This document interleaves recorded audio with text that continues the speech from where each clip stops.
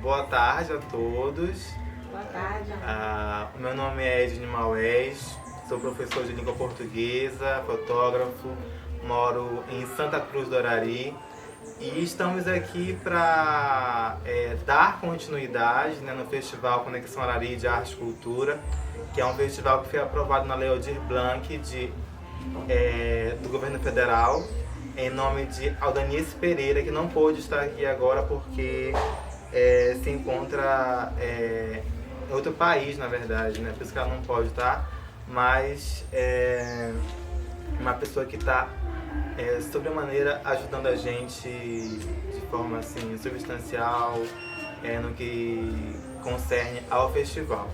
Então, essa mesa aqui, ela está dentro desse projeto e ela tem um tema, né, que é um tema um pouco pretensioso, que são os desafios da cultura marajoara para o século XXI. E para este tema, nós convidamos aqui algumas pessoas para falar. Então aqui a Luciane Bessa, o Ronaldo Guedes e a Silene Andrade, né? Estamos aqui nesse lugar que é o Ateliê Arte Mangue Marajó, que é um espaço aqui em Soure que dispensa apresentações em decorrente da sua história, né? O ateliê já tem aí mais de 10 anos de história, né? Trabalhando com a cerâmica marajoara, produzindo cerâmica e divulgando a cultura marajoara e fortalecendo a identidade marajoara para o Brasil e para o mundo. Então a gente vai começar com a Luciane falando um pouco sobre esse tema, lembrando que esse festival também, quem promoveu o edital que nós conseguimos acessar foi a Secretaria de Cultura do Estado do Pará. Então, agradecer, né, a Secretaria pelo financiamento que nos foi dado para poder estarmos aqui hoje falando sobre esses assuntos. Então, a Lu, eu sou o mediador, seria uma mesa, né, mas vamos fazer mais uma conversa, na verdade, sobre o assunto. E a partir do momento que os temas forem aparecendo, a gente vai puxando outros assuntos. Então, Lu, pode falar. Obrigada, Ednei. Boa tarde também. Boa tarde. Então, eu sou produtora cultural da UFPA, da Universidade Federal do Pará, aqui do campus Soure. Então, como funcionária pública, eu vou fazer uma fala nesse sentido, né? Dessa visão sobre as políticas públicas para a cultura. Nesse século que nós estamos vivendo, a gente passou por uma transformação na área das políticas públicas, que foi o início dos editais que atingiram as culturas populares.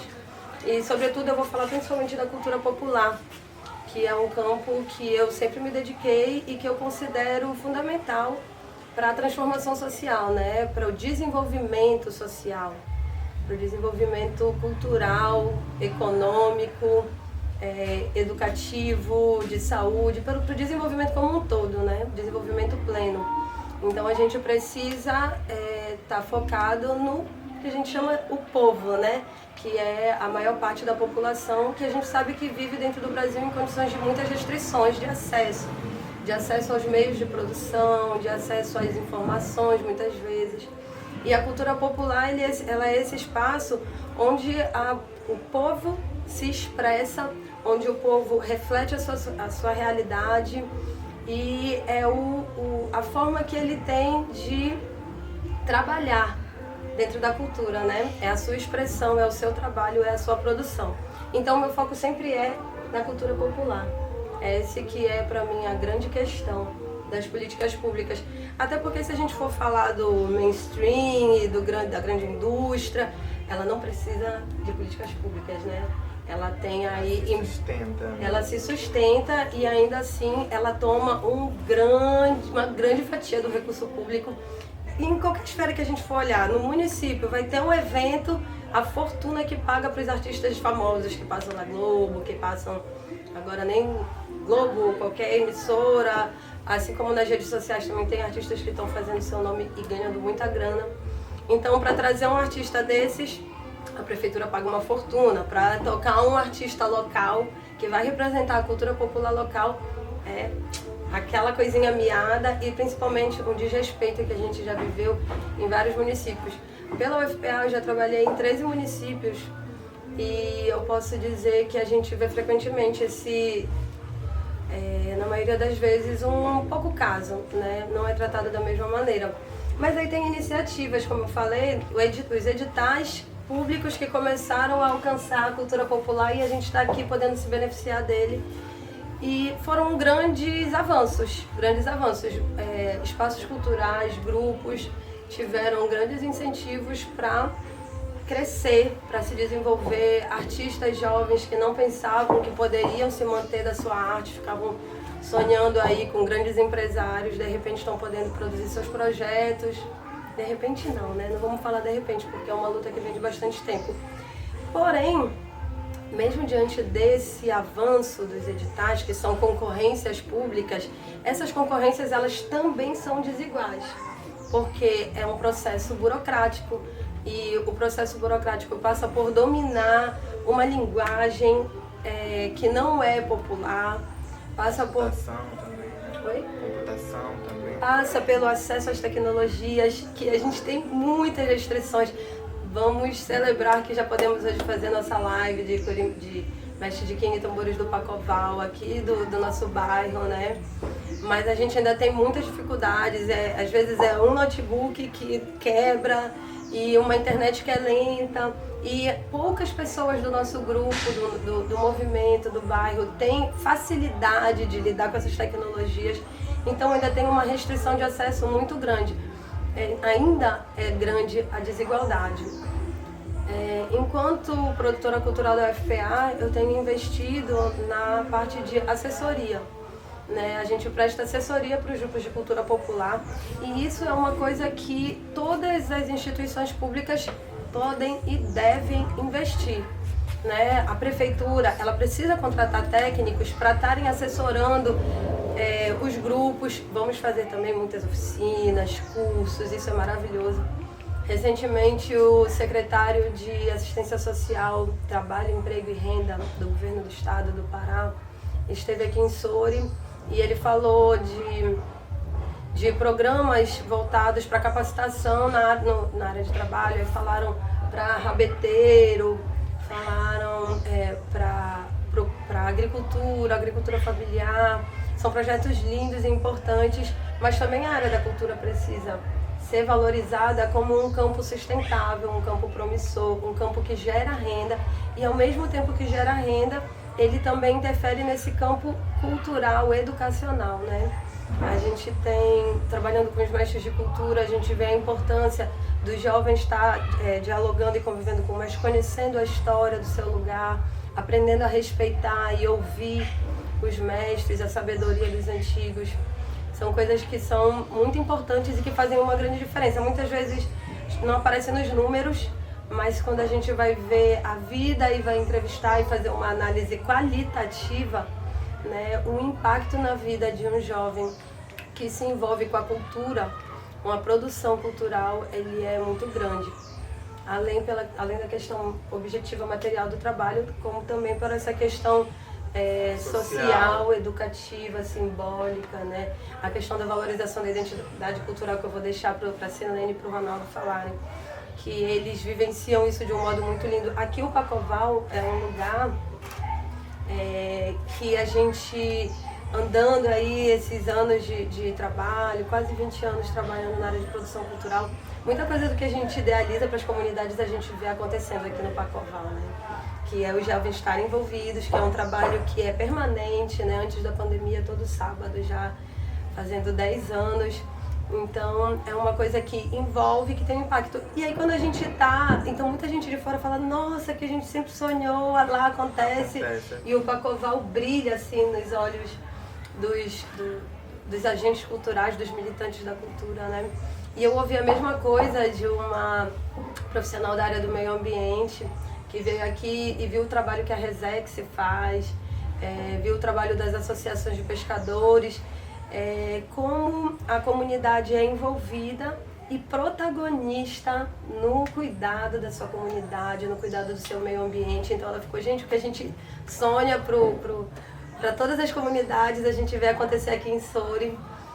E o sonho nunca é, quando a gente está vivendo ele, é meio diferente, tem muitas dificuldades, muitos desafios, mas aqui é um lugar muito rico, que acontecem coisas muito importantes, que precisam ser vistas, valorizadas, incentivadas.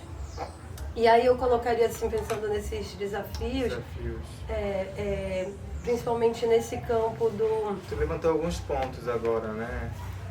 Até anotei aqui, o apoio técnico, né? Para esse acesso aos meios de comunicação, de computação, né? De computadores, não só eles, mas também o manuseio de outros equipamentos, né? Que são necessários para que a gente possa projetar de repente, né? Um cinema na praça, ou fazer uma gravação, né? E também a formação para captação de recursos, né? Elaboração de projetos. Elaboração de projetos como formação para trabalhar com audiovisual, formação para trabalhar com gravação de áudio, para produção de CDs, né? Todas essas áreas, como também a formação artística, né? Que tem um potencial imenso nas nossas comunidades. Várias linguagens, né? Nas várias linguagens. Teatro, artes visuais, música. E também tem os desafios, assim, locais, que às vezes a gente escapa da nossa atividade profissional, que é a própria sensibilização e envolvimento da comunidade. Como eu falei, aqui a gente tem um envolvimento grande, a comunidade está presente, é a comunidade que mantém tanto tocando como participando como público das Rodas de Carimbó, mas ainda assim a gente sente a necessidade desse raio. Tanto de ampliar o raio, que existe um potencial infinito de ampliar esse raio de alcance, como também no engajamento nas atividades administrativas, nas atividades que seriam profissionais exatamente, né? Nas atividades de gestão.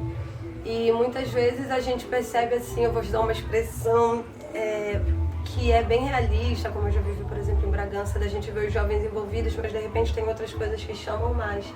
Porque uma comunidade como essa, ela é um ponto de influência que traz oportunidade, mas existe todo um contexto social, cultural, econômico que puxa de mídias e tudo mais, que puxa os jovens para outros caminhos, né?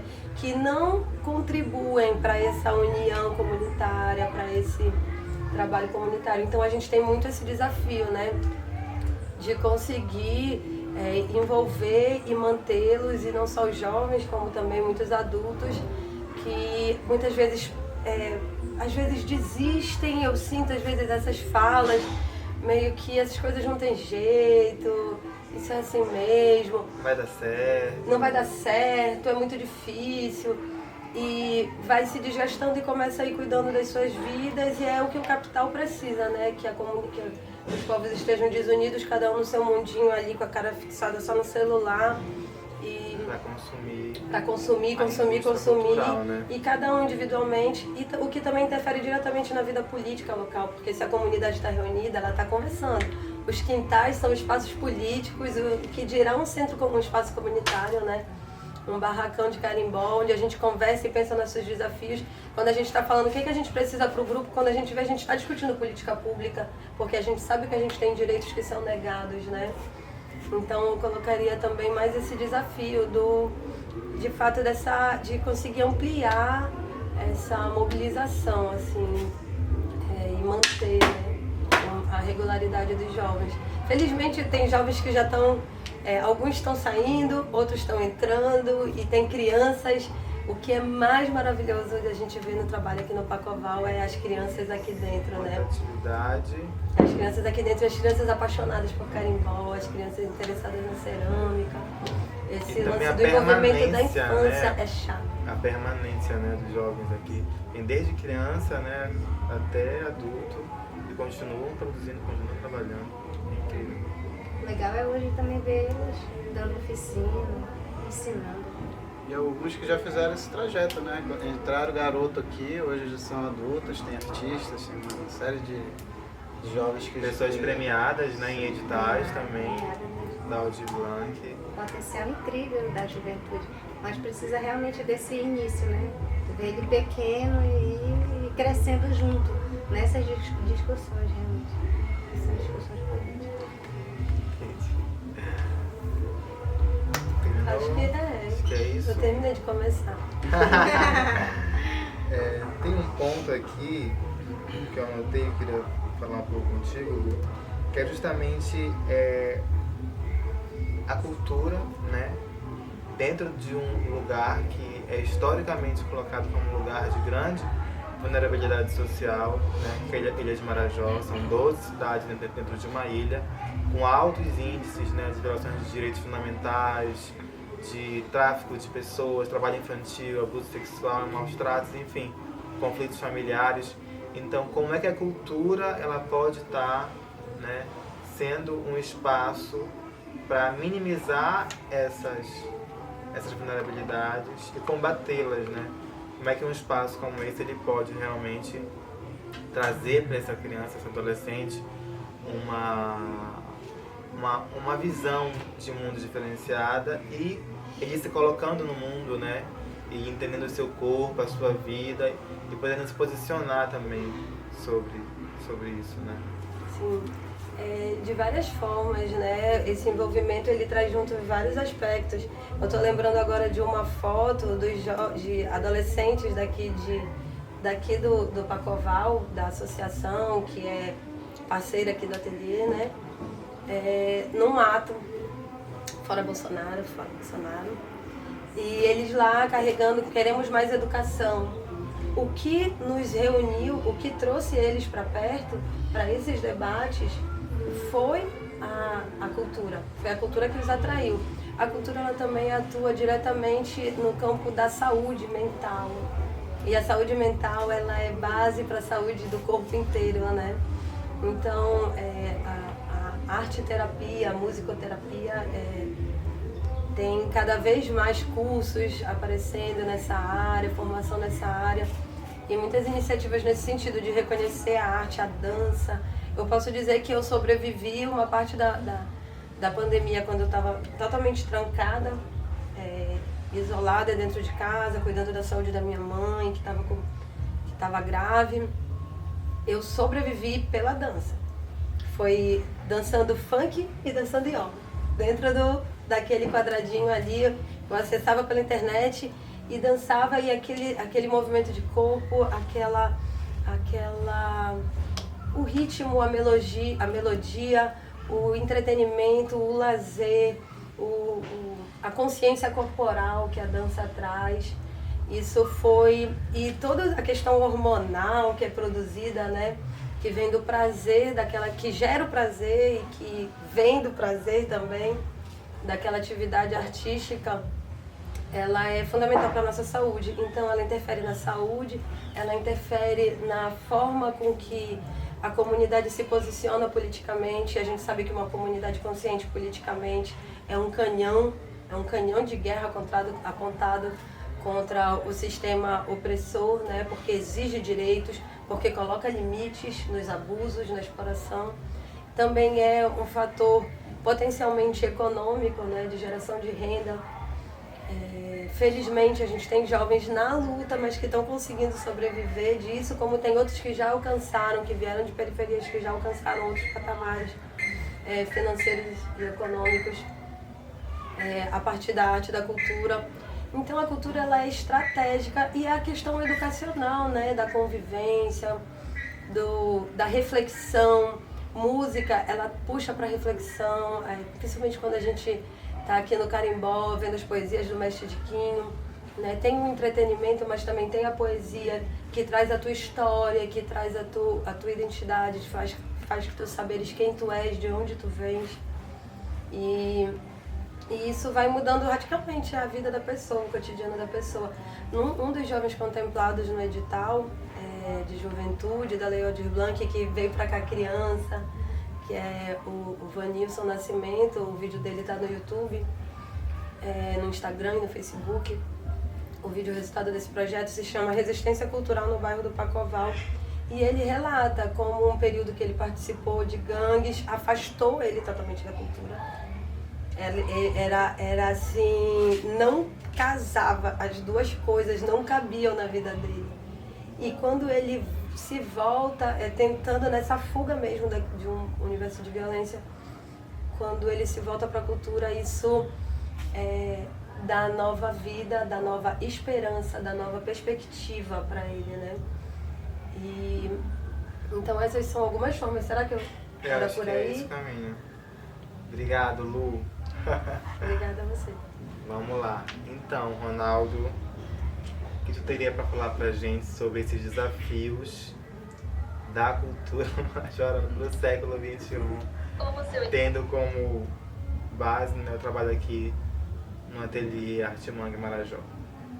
Então, de antemão, quero agradecer, né, esse convite, né, essa Conexão Arari, que eu acho maravilhoso isso.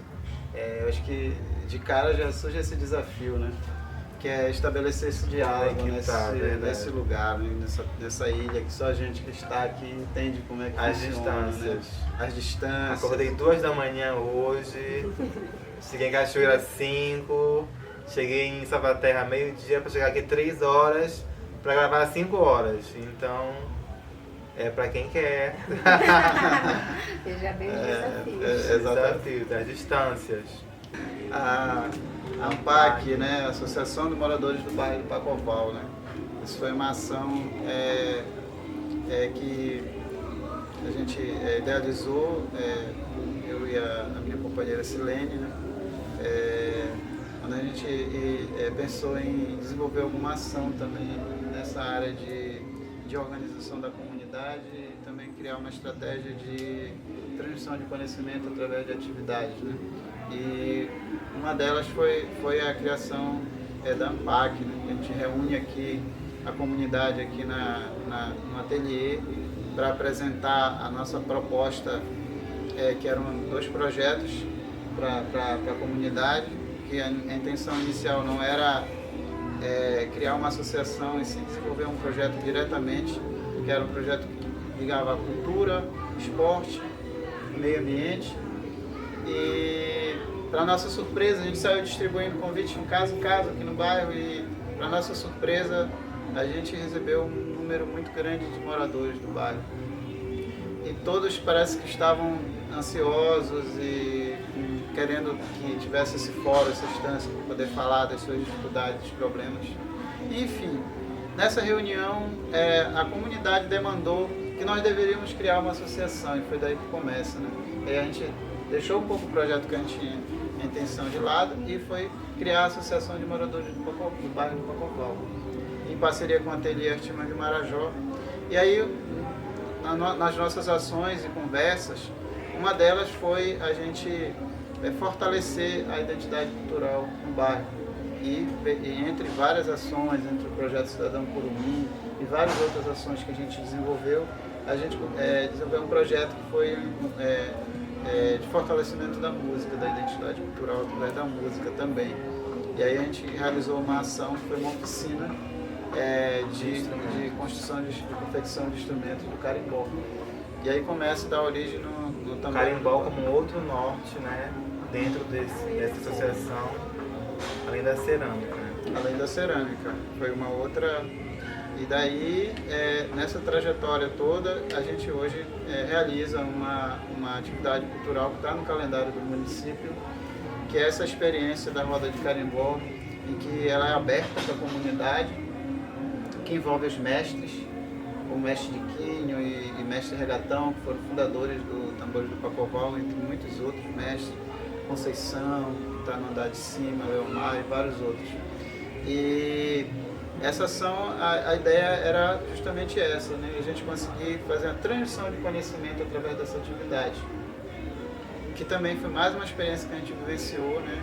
De jovens e pessoas da comunidade que desenvolveram o carimbó, e hoje a roda de carimbó é administrada pela comunidade, que acontece aos sábados, antes da pandemia, acontecia aos sábados, e é uma economia criativa, é uma expressão muito forte de música, de arte, também no no bairro.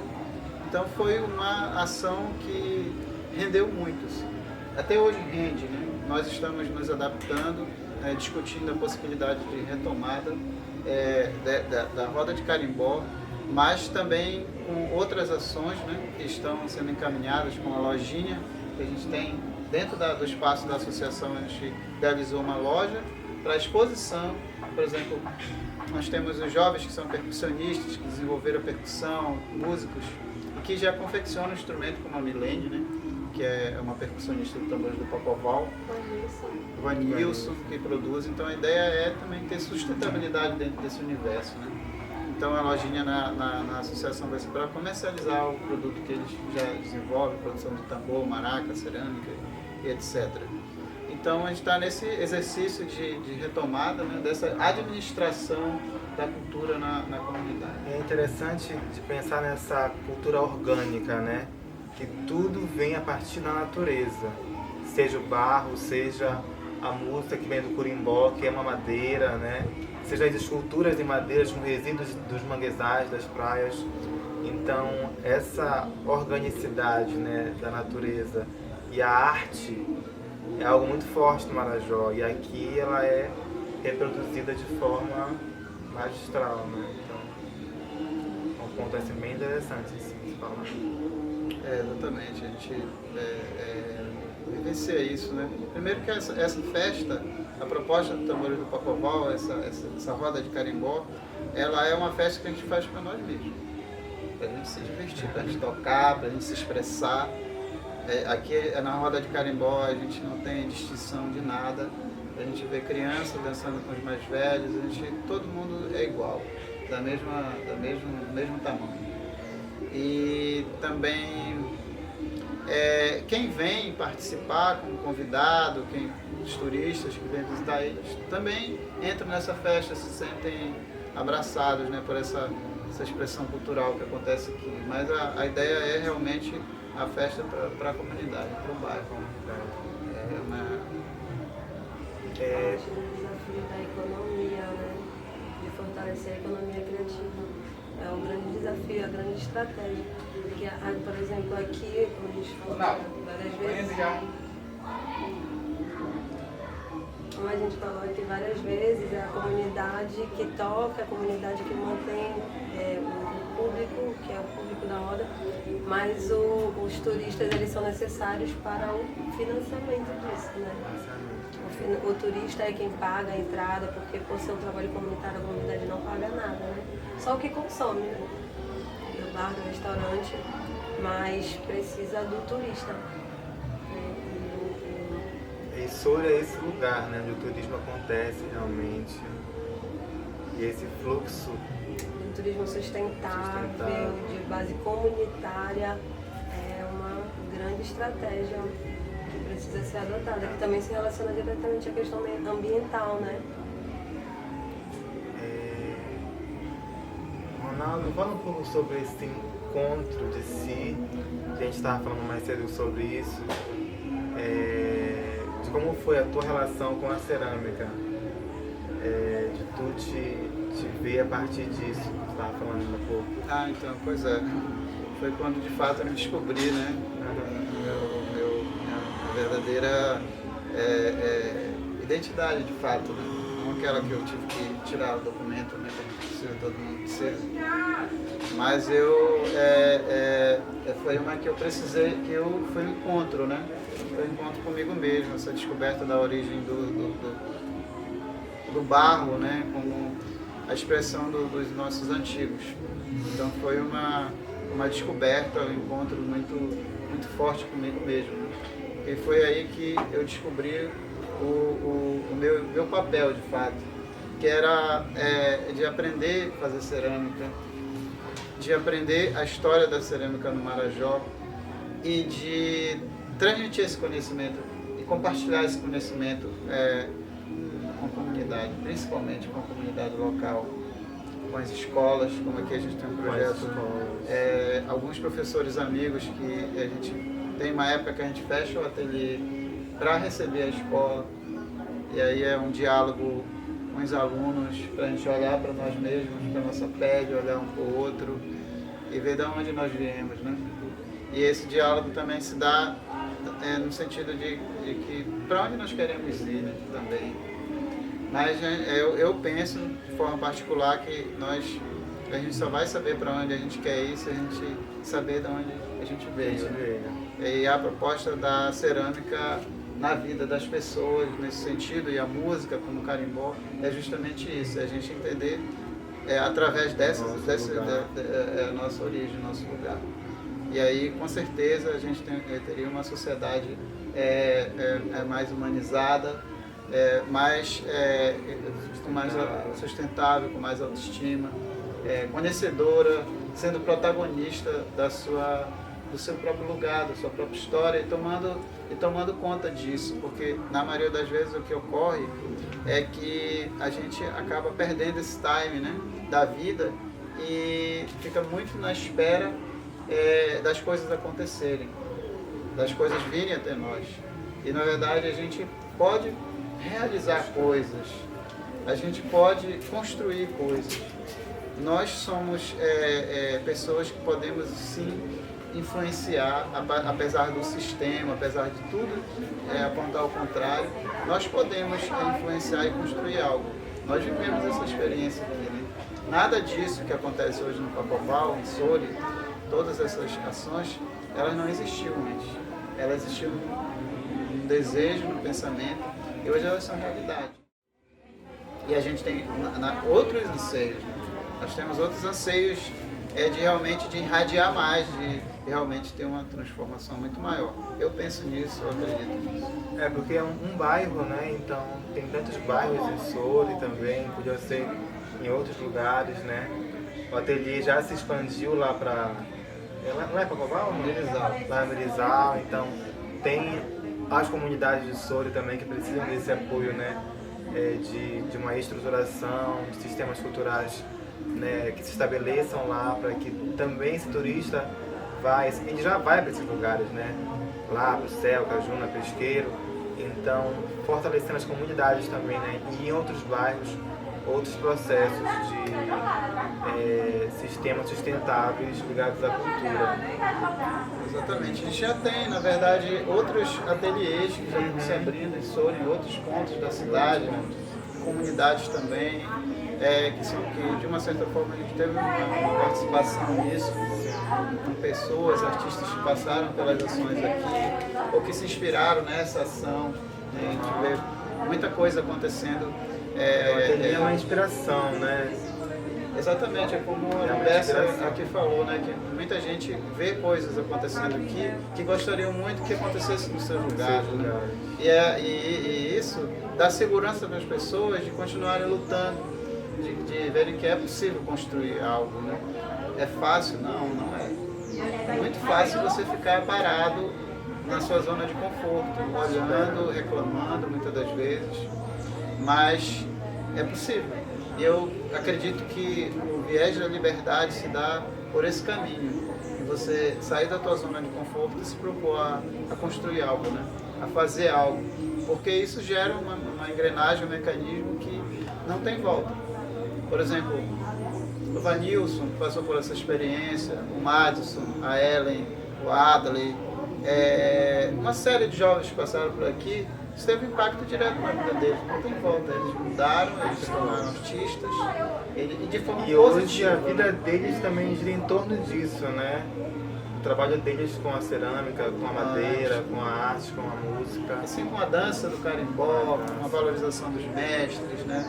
Enfim, é muito grandioso, né? Apesar de ser pequeno em um ponto, mas ele é muito grandioso e pode realmente... A potência disso, ela é assustadora. E eu vejo que a vocação para esse lugar onde a gente vive, que é Marajó, é justamente estar fundamentado na sustentabilidade, na arte, na cultura e no meio ambiente.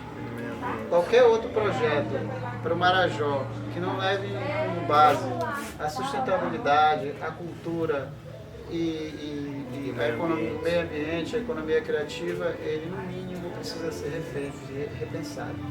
Porque é um lugar único, sensível, que tem uma história riquíssima, um lugar rico, mas que precisa, de fato, investir mais nesse campo da cultura, da arte. Eu gosto muito de ver o impacto na vida das meninas se tornando mulheres dentro do carimbó, tocando tambor. Como isso se torna um fator de empoderamento e de reflexão do papel da mulher, sabe? Esses locais que eram pré-estabelecidos para homens, né? E como elas vão se entendendo mulheres, se tornando mulheres, refletindo sobre o que é ser mulher autônoma, quando elas conseguem gerar sua própria renda, um pouco no carimbó, um pouco mais na cerâmica, de serem mulheres dignas de respeito, de serem tratadas com respeito, e de perceber a diferença nos ambientes. Por exemplo, a gente está filmando um documentário sobre tambores do Pacoval e uma das jovens, a Emily, ela fala disso. O que é ser mulher na roda de carimbó, em cima do tambor tocando e lá na festa de aparelhagem que a gente também frequenta. Ela fez ela chamou a atenção para uma coisa importante, o sorriso dos homens quando ela está tocando. É um sorriso de alegria, que divide com ela um momento especial, né, que ela está proporcionando para as pessoas, que as pessoas são gratas e estão felizes de estar vivendo aquilo. E o sorriso nas aparelhagens, muitas vezes, dos homens é aquele outro sorriso de malícia, né? Então isso vai refletindo e a gente vê elas postando coisas. Olha, eu tô aqui tocando carimbó, tô aqui em cima do tambor, posta fotos lindas tocando tambor em grandes eventos, em palcos, né? Olha, eu tô aqui tocando tambor. Teve quem dissesse que uma mulher não seria capaz, a mulher é capaz de tudo, né? E isso ela vai se espalhando na vida delas, né? Esse empoderamento, essa força e esse lugar de protagonismo também, porque muitas vezes isso é tirado da mulher, né? E ainda assim a gente tem tido cada vez mais mulheres e grupos com mulheres no tambor, mas a maioria ainda é de homens. E muitas vezes eu posso falar isso como percussionista, quando está num lugar que os homens estão tocando, quando uma mulher senta, todo mundo para reparar e ela já começa a passar ali num teste. Ela é julgada, né? O julgamento está sempre ali determinado, porque que audácia, né? Enquanto que a gente vê várias vezes... Será que ela tem braço pra isso? Quem toca por aí pode confiar, sabe o que eu tô falando, que muitas vezes o homem vai sentar, vai tocar muito fracamente e ninguém vai comentar nada, todo mundo vai achar normal. Ele tem aquele direito de tentar, de experimentar, mas a mulher, ela ao mesmo tempo vai ser julgada. E quando desce do palco, os homens vão lá. Porque tu podia fazer assim, porque tem um monte de professor o tempo todo, alguém querendo ensinar coisas que a gente sabe. Mas em relação também a falar da Emily, como que é contagiante, né? Porque imagina quando tu vê uma mulher sentada no tambor e tu tá aqui, se ela pode, eu posso. E aí isso contagia e vem ampliando esse número de mulheres tocando. Aqui em Soure também, né? O Ailton até comentava, né, que a Camille agora também está começando a tocar e tá tocando lá no Dragão de Soure. Ele mexe, ela senta e toca. E aí os meninos param para uma mulher tocando, mas isso é tudo motivação, né? Motivação para outras mulheres também ir tocando sempre. Isso é uma experiência que a gente também abriu esse diálogo dentro do Tambores do Pacoval na associação, né? Essa presença feminina tocando corimbó, né? Que a gente sabe que não tem registro de outros do carimbó que era tocado antes, de mulheres exercendo essa atividade no carimbó, né? Na maioria das vezes só dançando, né? Mas tocando um banjo, tocando tambor, tocando maraca, não, né? E o Tambores do Pacoval abre esse diálogo, esse espaço, como eu falei, né? Que a roda de carimbó é inclusiva, todo mundo se sente parte, não tem distinção. Então isso é uma coisa muito legal, porque essa presença, né, da mulher, essa presença do jovem na roda de carimbó, que influencia outro jovem, né? Outra jovem a se sentir instigada a fazer parte de um movimento expressivo da cultura marajoara que em outrora ficou muito distante, criou-se um abismo da apresentação cultural e das pessoas se sentirem instigadas a fazer parte, a estar E a proposta desse movimento é justamente essa, né? Tanto é que a gente sai com o nosso arrastão do carimbloco aqui pela rua de Soure, com todo mundo tocando, feliz. E é um movimento que a cidade toda consegue se ver nisso, né? Essa é uma experiência muito legal também e que é essa construção que a gente está, né, no campo. É um desafio também da cultura, né? A gente lidar com essas situações que vão surgindo, né? E com as mudanças que são transversais, né? São transversais, sem perder a essência. Acho que também dá para marcar aí esse ponto, a partir dessa questão da mulher, que um dos desafios que a gente precisa enfrentar agora é a superação do machismo, do racismo, da LGBTfobia, né? Dessas várias formas de discriminação e de opressão que atrasam o desenvolvimento da sociedade como um todo, né? Quando a mulher ela não tem a possibilidade do seu pleno desenvolvimento, o Ronaldo falou uma palavra que é importantíssima, que é a autoestima, né?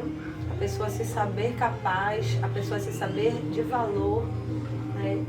E a gente está vivendo um momento de retrocesso institucionalmente falando, enquanto a gente vinha há algum tempo conseguindo dialogar e propor políticas públicas pela equidade, para minimizar, né, esses impactos do racismo, do machismo, da LGBTfobia, entre outras formas de discriminação. Agora a gente vive um momento institucional, falando enquanto funcionária do governo federal, de aprofundamento dessas opressões, né? De políticas discriminatórias, né? E extremamente violentas, né? Uma política extremamente violenta.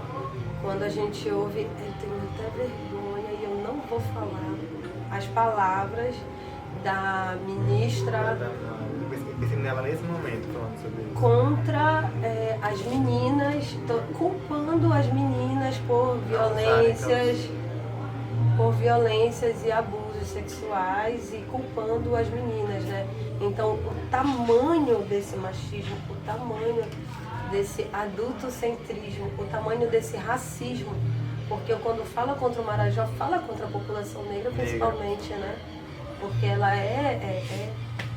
a identidade, a imagem, né, do Marajó, a população é sobretudo negra. Então também tem um racismo muito grande. E valorizar expressões culturais que vêm da herança que a mãe negra nos deixou, como diz a música do Mestre Chiquinho, é um desafio e é uma coisa que todos precisam se empenhar no ambiente público, no ambiente político, no ambiente familiar, né, de todas as formas. O tambor, quantas vezes a gente já não viu, cada vez eu tenho visto menos, mas ainda vejo, bater um tambor, já vai se atuar, é macumba, é isso, é aquilo. Sim, não pode tocar um tambor. E ainda assim, e se for, né? E se for, né? E se for, são espiritualidades, religiosidades de origem afro e por isso são vítimas de racismo religioso, né?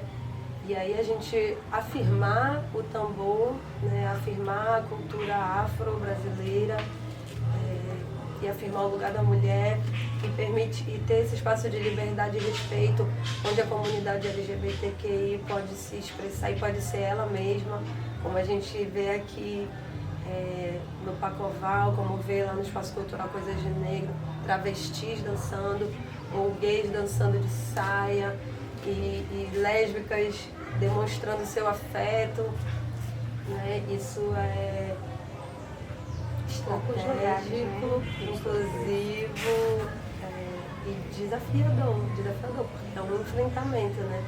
É um trabalho de resistência, de luta. Uma pessoa muito querida aqui, né, que é o Sirimar, que fez uma fala, né? Na estrada do Carimbó, que ele dançava de saia, eu me sinto, do tambores eu me sinto seguro. Eu posso dançar de saia, que nada vai acontecer. Emocionante. Eu me sinto seguro nesse lugar. Né? Então, para ver a dimensão, né, do trabalho, do tambor, né, e do respeito que se tem numa roda. Eu acho que hoje de discutir cultura, né, é preciso discutir nesse patamar, nesse campo, né, com aberturas, com possibilidades de estar dentro desse universo mesmo, amplo. em que todos sem distinção possam estar. Porque do contrário é muito difícil dar continuidade em pensamentos retrógrados, dar continuidade não cabe mais. Eu acredito que apesar desse momento muito difícil que nós estamos vivendo hoje, mas nós temos na mão essa responsabilidade. Eu acho que não cabe mais esse tipo de coisa. Né? Então é também uma responsabilidade nossa zelar que pelo menos no movimento, né, enquanto artista, enquanto membro da comunidade, que não aconteçam coisas, né, do tipo que a gente já ouviu, né? E eu ouvi relatos como o nosso Sigmar, né, de estar se sentindo abraçado dentro de um ambiente, estar se sentindo feliz. Eu acho que para a gente ver o quanto é poderoso, né, essa ação. Então, Silene, vamos falar um pouco agora, na tua fala, né, assim, que a gente ouviu, os desafios da associação, né, do Tambores, do ateliê, nesse contexto aqui de Soure, como vai começar, como é que está sendo esse processo já há algum tempo de vocês aqui na comunidade. Meu nome é Silene, né, como você já falou, eu sou formada em letras, habilitação em língua portuguesa, mas sou mãe, então só aumentam os desafios aí, né, quando a gente trabalha em comunidade, na comunidade. E a formação do Ateliê Arte Mangue Marajó acompanha muito a formação da ANPAC. Então, foi um desafio muito grande. Quando o Ronaldo fala do ateliê, a gente chega aqui no Pacoval, que fala do ateliê, que fala desse início de discussão, a gente começa a pensar também quanto que foi grande o desafio de conseguir resistir. Resistir porque foram muitos e ainda são os desafios para manter a atividade. É claro que nós, como soldados de batalha, já vencemos muitas batalhas, o que deu oportunidade para muitos que vieram depois, né, já tem um caminho mais aberto diante das dificuldades que nós logo enfrentamos. Por exemplo, para a formação do Ateliê Arte Mangue Marajó, sempre fiquei muito na questão administrativa, né? O Ronaldo sempre na questão da produção e na formação também de outros ceramistas, na transmissão do conhecimento, e eu ficava muito na questão da parte administrativa aqui. Então, estar nesse lugar que é afastado do centro da cidade já era um desafio muito grande. Apesar de Soure ter, o fato de Soure ter essa questão turística muito forte em relação aos outros municípios da ilha, é muito bom, mas ainda assim, eu digo que esse lugar ele precisa se manter, mas que tem que haver uma responsabilidade institucional. Então, para pessoas que pretendem ou que estão achando que há muitas dificuldades, eu digo que sempre a gente nunca pode deixar que as instituições não dar a responsabilidade que elas devem ter. O Pacoval é um bairro que ele fica afastado do centro de Soure, mas que na primeira resistência nossa foi estar aqui. Então nós não quisemos mudar para o centro da cidade, fazer uma lojinha e só colocar lá. A primeira ideia era, não, se você vem para Soure, você quer ver a cultura, se você quer ver a arte cerâmica Marajó, então você tem que passar pela cidade. Tem que chegar aqui no Pacoval, então vamos resistir aqui. Então se vai ter que vir... O primeiro desafio é trazer até aqui essas pessoas. Trazer até aqui essas pessoas, né? E outra coisa também é uma ideia que normalmente a comunidade, acredito que a sociedade brasileira tem muita coisa do imediato. Isso. Do imediatismo, né? Então você está fazendo uma ação, você quer ver logo o resultado. Claro, todos nós queremos ver. Mas há ações que são realmente a longo prazo. Então, o Ateliê Arte Mangue Marajó, a ANPAC, tudo que a gente vê hoje é uma caminhada. São anos e anos aí, né, nos desafios, superando os desafios. E aí, então, o ateliê aqui na resistência e a gente na construção da ANPAC também, ao mesmo tempo.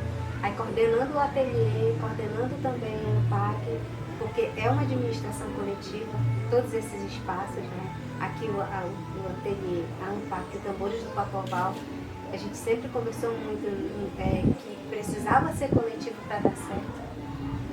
não adianta centralizar responsabilidades, porque se a gente centraliza muitas responsabilidades, a gente acaba não dando conta, né, dos desafios que tem. Então, principalmente a ANPAG, elas são muitas pessoas que trabalham, que já trabalharam muitas pessoas também, né, para que tudo acontecesse, né, como acontece hoje. Aqui o ateliê também, a Artimã Guimarães, a gente conta com um grupo, antes da pandemia 20, alguns viajaram, hoje a gente já está com um grupo mais reduzido, mas ainda assim precisa ser coletivo, assim como o Tambores do Pacoval. Para a roda de carimbó funcionar, essa economia criativa realmente é uma roda que envolve muitas pessoas.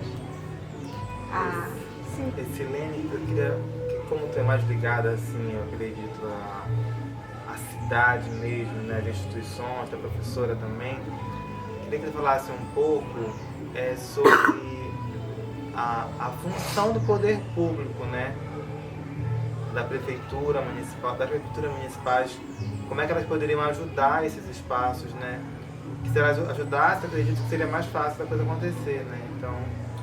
como é que é essa ajuda que não existe, ou que existe, a omissão dela? Como é que é esse processo aí? Eu acredito que, assim, quando nós temos uma ação, como a Ateliê Artimangue Marajó, e a gente tem uma formação de um coletivo, né? Vou usar só o Artimangue para ser referência.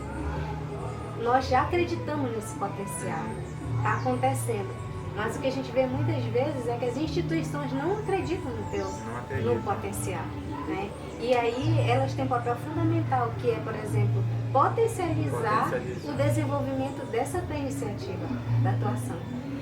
Captação de recursos. O que nós temos como captação de recursos? Porque sem dinheiro não há como fazer nada, né? Então, captação de recursos, nós temos muita questão dos editais, né, e a aprovação em alguns editais, tudo que vem para potencializar a ação. Mas quando tu vais pegar um crédito nas instituições bancárias, por exemplo, é uma dificuldade muito grande. E o que a gente sente dificuldade é principalmente para quem é do local. Se for uma pessoa externa, ela tem muito mais facilidade de captação de recursos numa instituição bancária do que nós que já estamos aqui na luta. Já existe para a agricultura, né, para outros setores da economia, o crédito pré-aprovado. Para a cultura não sei se tem, acho que não tem. Não tem. Né? Tem que passar por outros, às vezes até esconder, né, colocar uma coisa na frente e fazer atrás ou o carimbó ou a cerâmica para poder passar a tua proposta, né? É muito desacreditado. É impressionante como a gente acaba se surpreendendo muito como que as instituições bancárias elas não acreditam. Em relação a questões de poder público, como prefeitura, Estado, nós já estamos aqui há 18 anos e foi incrível como, falando de Estado e de governo federal, assim, nós nunca realmente tivemos um apoio. Porque o que eu sinto no apoio? É a abertura de créditos, mostrar o lugar, porque essas instituições elas têm sites de divulgação, né? Conhecer esse lugar, né? Falar desse lugar, mostrar que ele pode ser visitado, que ele tem potencial, né, para isso. Nós já viemos sentir um pouco dessa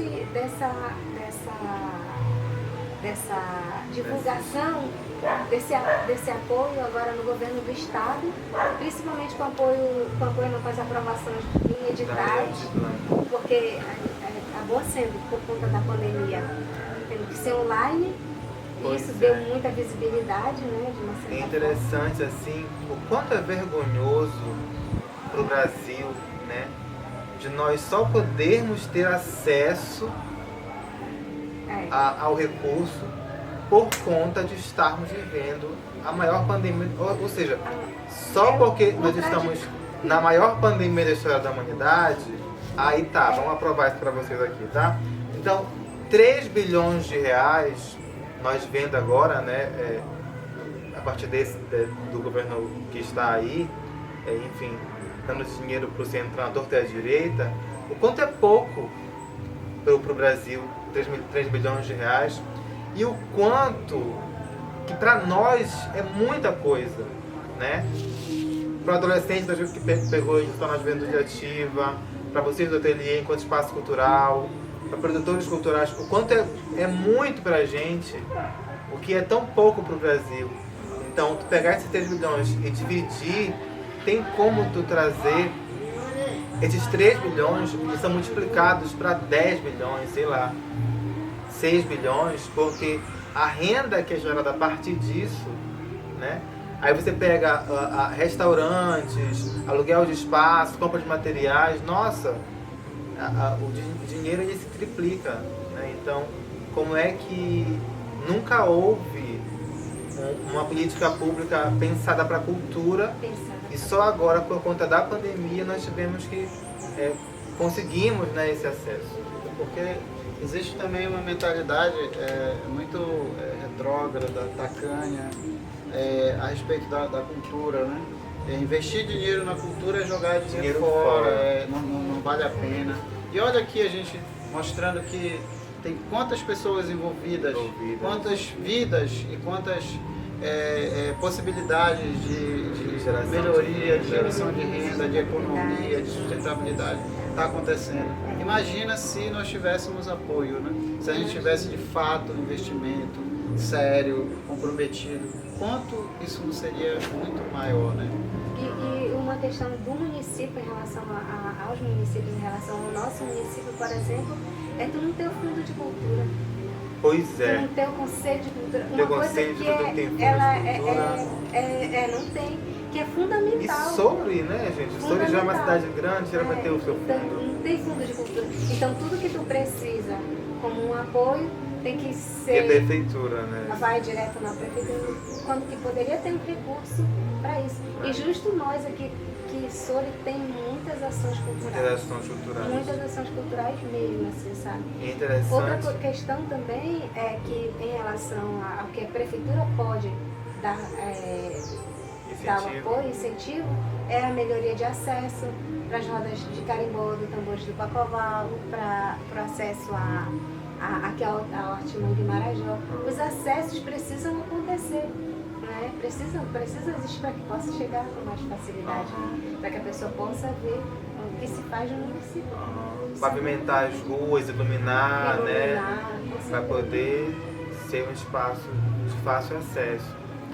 Também tem uma outra questão que é, enfim, se na esfera federal já não existe, imagina na municipal, mas que é justamente a destinação de recursos municipais, né, para a cultura, que também não existe. Então, é uma área assim, totalmente... Ainda se faz muita coisa aleatória, assim, seguindo um calendário de eventos. É um calendário de eventos, aí vai fazer alguma coisa muito superficial, né? Porque a cultura, eu vejo muito isso, assim, esse desenvolvimento ele precisa ser diário.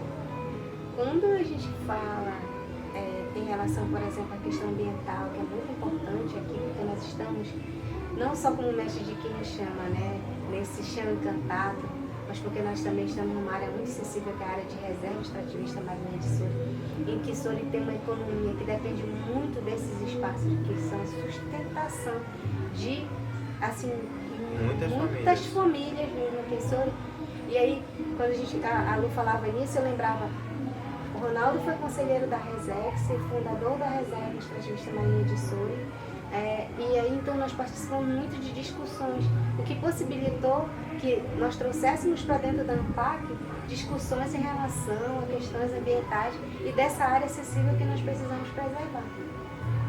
Quando a gente fala de feminismo, aí fomos da Priscila Adult, pessoas que influenciaram muito aqui, influenciaram o trabalho sobre feminismo, sobre as meninas no tambor. Muitas discussões, a Gabi também. Aí o que acontece? Traz para dentro da ANPAC essas discussões. Quando a gente discute preconceito, quando a gente discute homofobia, é porque nós tivemos também nesses espaços de formação para que a gente pudesse estar discutindo, levando também com os jovens, né, para essas rodas de conversa. E assim a gente vai formando, porque Ronaldo diz assim, se for depender do currículo escolar, realmente, nós não vamos ter. Eu acredito muito na educação informal, né? Essa educação informal que ela deve estar dentro das bases, dentro dos barracões. Houve um tempo antes da pandemia em que nós tínhamos discussões, chamávamos pessoas, vamos falar de educação sexual, vamos falar sobre... Então, para trazer o jovem, né? Porque uma coisa é ele não ter nenhum tipo de acesso a isso. Outra coisa é ele ter e ainda assim fazer, mas pelo menos não foi negado o conhecimento. Então esses conhecimentos precisam estar nas discussões. Coisas que tu não vê dentro da escola, da sala de aula. A gente ainda tem uma educação muito arcaica, muito arcaica. E aí, então o que a gente vê assim, é que a escola precisa passar por uma reforma muito grande. Uma reforma muito grande. De currículo principalmente. De currículo né? principalmente, né? Porque ainda se faz tudo muito separadamente. O português da história, das coisas. Então é preciso que a gente pense novamente em como que devem ser essas coisas para que a criança, o adolescente, ele esteja num ambiente realmente de formação. Como eu não acredito que isso vai seguro, acontecer. né? Como falou ainda há pouco, professora menina, um ambiente seguro, um né? ambiente seguro, né? E aí, como isso parece estar distante de acontecer, é preciso que esses locais, como o AMPAC, como outras referências de centros culturais, de encontros, de quintais, estejam também trabalhando nessa formação. Porque, de outra forma, não se vai se falar sobre a história da ocupação humana, não vai se falar sobre cerâmica, não vai se falar sobre tambor, não vai se falar sobre preconceito, sobre racismo, homofobia, meio ambiente, feminismo. Isso não acontece. Entende? Então a gente, inclusive, precisa retomar um planejamento em que envolvam essas ações, todos esses temas, porque não se pode fazer carimbó pelo carimbó, nem cerâmica pela cerâmica, e nem uma associação só por... O ser está no mundo, né? E o mundo está doente. Você precisa mostrar essas questões, né? Principalmente o mundo que nós vivemos, né? Que é um mundo especial, que é o Marajó. É uma região, tem uma localização geográfica especial, tem os campos, que tem os manguezais, que tem uma região que é fonte de vida e de sobrevivência de muitas famílias, de muitas pessoas. Então, de fato, esse lugar, estar aqui, morar aqui, viver aqui, é uma grande responsabilidade. De habitar esse lugar, porque é realmente uma ilha. Assim, cita aí, né, que eu fiz parte da fundação da Realidade Estativista, da discussão da fundação da Realidade Estativista, foi justamente por isso. Eu fui para a discussão em paz essa luta, né, com todos moradores desse lugar, ligado ao meio ambiente, ligado a todas as questões que nos afetam, todos nós temos essa responsabilidade, né? Esse diálogo é para o Marajó, é todos nós, nesse sentido, de poder se propor a estar discutindo e construindo as políticas na comunidade e cobrar, né? As políticas públicas também que nós devemos cobrar. E aí é por isso que eu sempre falo assim, se nós não pensarmos no que a gente quer, as pessoas pensam, olha... Pra gente. Eles Pela pensam, gente. né? Pensam por nós, né? Dizem, olha, manda isso aqui lá pro Marajó. Daqui não, eles precisam disso. Aí eu sempre falo assim, mas eles estão errados. Não necessariamente, porque se tu não te manifesta e não diz o que tu quer, Tem um plano. se tu não tem um plano para dizer o que tu tá realmente precisando, outros vão pensar por ti. Mas acredito que isso basta, né? Acredito que mesmo com esse desgoverno, mesmo com essa irresponsabilidade, com esse presidente irresponsável, eu acredito que nós hoje, por mais que ele tente fortalecer o racismo, fortalecer a homofobia, não cabe mais. Não cabe mais no século XXI. Porque nós todos já saímos do armário. Todos, e não estou falando em relação só a homossexuais, tá? Todos nós sabemos o que nós queremos. A gente quer, sim, uma discussão mais forte sobre feminismo, quer políticas, quer isso, quer direitos, né? A gente quer racismo. Eu acredito que essas contravenções, elas fortalecem mais ainda as nossas discussões, de que a gente precisa estar protagonista do que a gente quer. Vejo isso. Outro desafio que é a organização, né?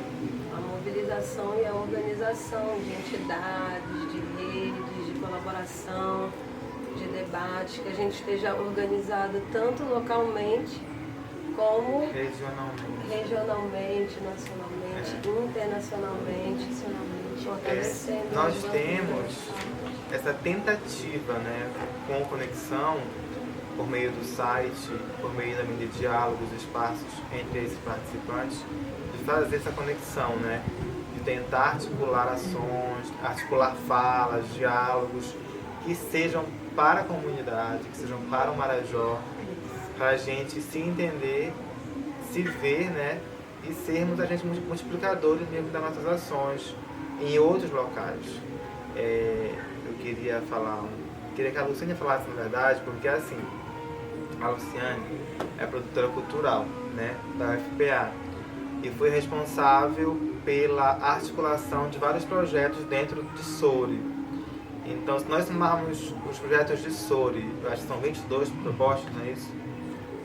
22 propostas aprovadas, mas são outras também, né? Mas aqui são umas 18, 20, não é isso? Nessa faixa, 20, 22, 25, aí soma lá para Santa Cruz, né, com 8 propostas aprovadas, são 30 projetos no Marajó. Então, isso não foi por acaso. Salvaterra, Tem Salvaterra também. Breve, que aprovou bastante. Né? Mas se tu pegares a quantidade de artistas do Marajó e de habitantes, né, e proporcionalmente ainda é pouco. Então, como é que a Lei Aldir Blanc, na tua opinião, essa é a pergunta, ela ajudou, né, a fortalecer a cultura e a distribuir renda também dentro do Marajó? Esse teu trabalho. Exatamente isso. A gente escreveu, não foi só eu, né? Eu participei da várias escritas. Eu prestei consultoria, em alguns casos assessoria para muitos projetos, junto com a Silene, o Ronaldo, e cada projeto vai formando suas equipes, né? E aí eu participei dessa articulação em aproximadamente 30 projetos, dentre os quais esses 25 foram aprovados. E só 30, só deu para participar de 30, porque se a gente fosse atrás tinha mais de 100. Para cada pessoa, facilmente. Né, tem um talento ali que pode ser. Sim, pessoas, grupos, pessoal da espaços culturais, né? Lá da fazenda, da cidade, da periferia, do centro, das ervas, da culinária, do audiovisual, do teatro, do rap, da dança, da afro-religião, que também tem suas manifestações culturais. São muitos segmentos, né? Boi-bumbá, né? Boi-bumbá, pássaro, nossa, muitos. Então a gente só conseguiu trabalhar com 30. E como tu falaste, 3 bilhões, né, que estavam no Fundo Nacional de Cultura parados, que deveriam estar em movimento antes. E só foi possível graças a uma mobilização grande, nacional, num momento extremamente sensível que o governo estava pressionado mundialmente para liberar recursos. Aí ele, teve que abrir. Eu vi alguém comigo assim, que horas foi que o Paulo Guedes dormiu? Que liberou. Também tem projetos na área da moda aqui, arte que liberou e esse recurso saiu. E foi como a gente viu, né? Muitos projetos aprovados, projetos que a gente já tinha na gaveta, a gente conseguiu recursos, projetos que estavam sendo realizados absolutamente sem recurso, foi possível. Novos jovens descobrindo esse mundo da produção cultural, descobrindo que tem direito, descobrindo que pode ter acesso, né, e iniciando essa profissionalização na área da produção cultural, né? Então foi um impacto. E a gente está na expectativa de que, sobretudo, essa questão da formação, né? Muitos estão trabalhando pela primeira vez com projetos, sendo coordenadores dos seus projetos, né? Então a gente fica na assessoria, na consultoria e tal, apoiando. Mas muitas pessoas que nunca tinham trabalhado com isso agora estão coordenando e a gente está na expectativa de ver mesmo surgirem, aí se formarem novos gestores, muitos novos gestores, para buscarem novos recursos. Tem alguns municípios onde a prefeitura tomou gosto, Parauapebas a gente tem notícia de que já ia sair novos editais com recurso próprio da prefeitura, né? Então foi uma injeção de recurso que deu uma injeção de ânimo num momento extremamente delicado, né, de sofrimento global. né, e de perdas financeiras e perdas de saúde e de muitas perdas. Então a Lei Aldir Blanc realmente parabéns a todos os envolvidos, né, Silene, que a gente acompanhou aqui um bocado da luta. E não temos parabéns a dar a vários gestores públicos que atrapalharam tudo o que puderam, porque a gente sabe que a divisão do recurso tem lugares que estão acostumados a só trabalhar com as panelas, né? Então, putz, eu não vou ter domínio sobre isso aqui, então isso aqui me ameaça, né? E preguiçosos, também tem gestores preguiçosos que estão vendo que vai dar trabalho, preferem incompetentes, tem gestores incompetentes que não deveriam ocupar os cargos porque não dominam a máquina burocrática que é necessário dominar para ocupar cargos públicos. Tem gente de contabilidade e administração, né, que não entende. Exatamente. Nós temos vários recursos parados nas contas de municípios que não foram tocados porque as pessoas não quiseram, né?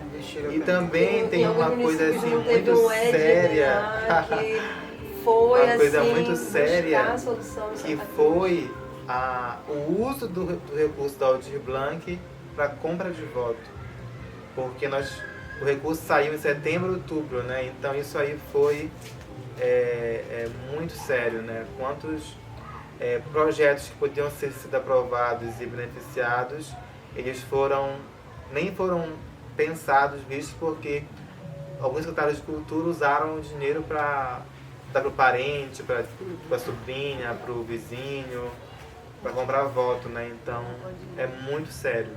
Mas isso mobilizou muito o município, né? Foi um dinheiro injetado. E assim, a aprovação de pessoas que achavam assim que nunca imaginaram, né? Embora tenha sido um momento muito sensível.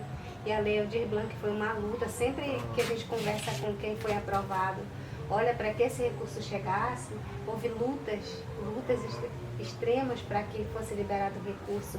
Então tem que ter responsabilidade, porque é recurso público, é imposto que está sendo devolvido, né? Então a gente precisa também ter nossas responsabilidades ao gerir. E mostrar, mostrar os resultados. Mas o que foi muito legal também foi ver que a gente não conseguiu aprovar quase nada de tanta manifestação que tem, né? Quer dizer, aprovamos muito, foi bom, parabéns, né? Mas tem tanta gente que precisa de ser aprovada. Por outro lado, também teve esse mapeamento, né? Sim. Que, pelo menos os que tiveram a felicidade de serem aprovados, né? Tá registrado, acho que foi um ganho muito grande, porque a gente consegue se enxergar também de quantos nós somos, né? É verdade. É muito interessante falar sobre isso, porque é uma questão cerne, né? Uma questão norteadora. É o mapeamento, né? Se não tiver um mapeamento, não tem nada. Então, eu tenho a minha experiência lá no meu município, né? Em Santa Cruz do Arari, onde nós fomos até as comunidades, procurar saber quem eram os mestres em gastronomia, quem eram as bordadeiras, quem fazia crochê, pintores, dançarinos, enfim, uma gama de pessoas, músicos. Registramos essas pessoas, foram 96 pessoas registradas. É pouco ainda diante do que existe, né? Mas a partir desse registro fizemos um edital, na verdade foram 3 editais, né? E conseguimos distribuir R$80 mil para 47 pessoas. Então é um dinheiro que parece ser pouco, né? Mas foi muito substancial, assim, mudou muitas realidades, né? Esse incentivo que foi dado às pessoas. Então, tipo, por exemplo, a gente teve que juntar às vezes as pessoas, porque 2 clarinetistas, então bora juntar os 2 e dividir o valor, né? Para todo mundo pegar um pouco. Então, são muitos desafios, né? Frente aos poucos recursos que nós temos para administrar. Dentro da Lei Aldir Blanc, os desafios não acabaram, porque agora a gente vai passar pelo processo de prestação de contas. Há quem diga aí, quem acredita nas teorias de conspiração, de que a Aldir Blanc não vai ficar barato, no sentido de que existe um envolvimento burocrático de muitos agentes culturais que estão iniciando nisso. Em alguns lugares estão sendo feitas exigências desnecessárias de prestações de contas, né? Contábil e tal, financeira. Então, eles estão com consciência ou sem refletir. Acredito que deva acontecer as duas coisas em diferentes lugares, né? Que é fora da realidade das pessoas e que a própria lei não exige, né? Quando são pagos prêmios, que a forma de pagamento dos editais, na maioria dos editais foi prêmio, então não é exigida essa prestação de contas. Tratando-se de Marajó, né? Isso pode também gerar um chamamento, né, de todos os envolvidos, para gerar uma demanda também para o governo estadual, federal, dizer, olha, nós existimos, nós estamos aqui e nós queremos propor isso aqui, né? Nós queremos um edital para o Marajó. Pela sua existência, pela sua história, né? Você imagina o nosso município de Soure, né? Assim como vários outros municípios, tem pouca expressão da cerâmica, muitas das vezes, pouca expressão. Por exemplo, eu estive dialogando agora há pouco, conheci duas pessoas de Breves, que chama o Cowboy e o Paraense, que eles têm um canal no YouTube, lá de Breves. E aí a gente conversando e eles falando que Breves não tem carimbó, não tem a cerâmica, que tinha muita madeira, mas pouco ainda. Então, como que... 100 mil pessoas num lugar, né? Maior cidade do Marajó. Não tem um carimbó. Havia necessidade, né, de lugares como Breves, com lugares como outras regiões do Marajó, abrir, né, um edital para essa região, para que pudesse fomentar, né, incentivar essas atividades culturais nesses outros municípios e os que já existem ganharem maiores proporções. Verdade. Então, gente, nosso tempo está no limite já aqui. Já passamos de 1 hora de roda de conversa. Quero agradecer imensamente vocês todos que tiraram do seu tempo, né, para estar aqui falando com a gente. E agradecer também aos nossos telespectadores, né, nossos seguidores que vão lá no nosso site ver as palestras. O festival ele ainda está, né, em andamento e, enfim, assistam lá, curtam o nosso Insta e acessem o site, né, baixem os livros, multipliquem essas informações, tá bom? Então, obrigado, gente. Obrigada pelo convite, pela iniciativa, parabéns.